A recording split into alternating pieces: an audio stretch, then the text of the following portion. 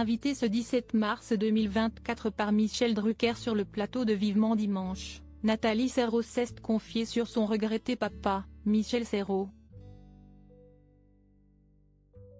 Elle s'est exprimée sur le spectacle Poiret-Serrault, extrait extra, qui met en scène l'univers déjanté et mythique de son père et de Jean Poiret, et en a profité pour livrer une amusante anecdote.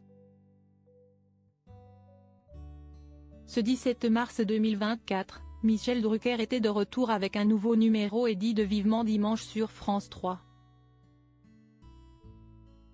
Pour l'occasion, il a, entre autres, reçu Sylvie et Nicolas Poiret, les enfants de Jean Poiret mais aussi Nathalie Serrault, le fils de Michel Serrault. Depuis le 13 février dernier, une nouvelle pièce est jouée au théâtre du Petit Montparnasse, à Paris, pour rendre hommage à ce duo mythique. Siesti sur une idée originale des enfants des deux regrettés comédiens que Poiret-Serrault, extrait extra a vu le jour.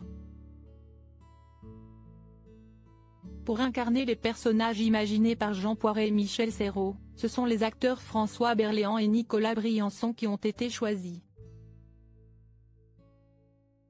Ce dernier était d'ailleurs, lui aussi, l'un des invités de Michel Drucker, ce dimanche 17 mars. Nathalie Serrault est notamment revenue sur l'émerveillement de son père pour les clowns et a assuré que c'était l'une de ses grandes références pour tous les rôles qu'il a joués par la suite, et en particulier pour celui de Zaza dans La Cage aux folles.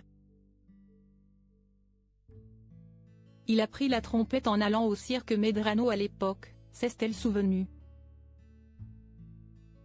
Et de préciser, quand il était plus jeune, il a continué à aller au cirque Medrano. Papa jouait tout le temps de la trompette. En se souvenant des talents de trompettiste de son regretté père, la metteuse en scène s'est remémorée une anecdote amusante.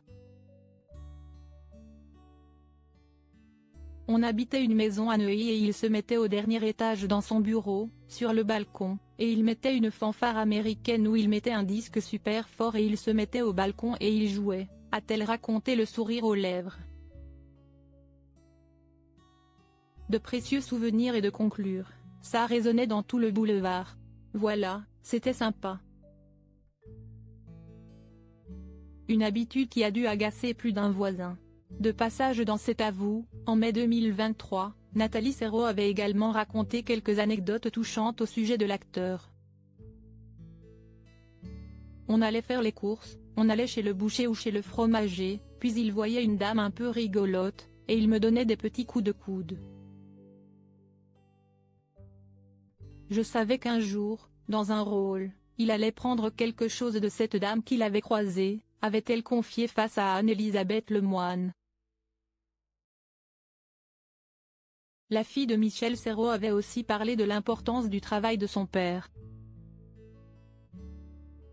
Elle a assuré, papa, son métier, c'était sa vie. C'était 24 heures sur 24. On riait beaucoup. On pleurait de rire à la maison, non-stop. C'était juste merveilleux. Nathalie Serrault n'était d'ailleurs pas la seule à bien rire à la maison. Sa mère, Florence Moncorgé-Gabin, adorait les boutades de son mari. Elle disait « Oh, celle-là, je la connais », et puis au bout d'un moment, elle se remettait à pleurer de rire, et il y avait le rimel qui coulait. Elle se laissait avoir à chaque fois, parce que papa c'était sa vie, c'était son métier de faire rire, avait-elle conclu.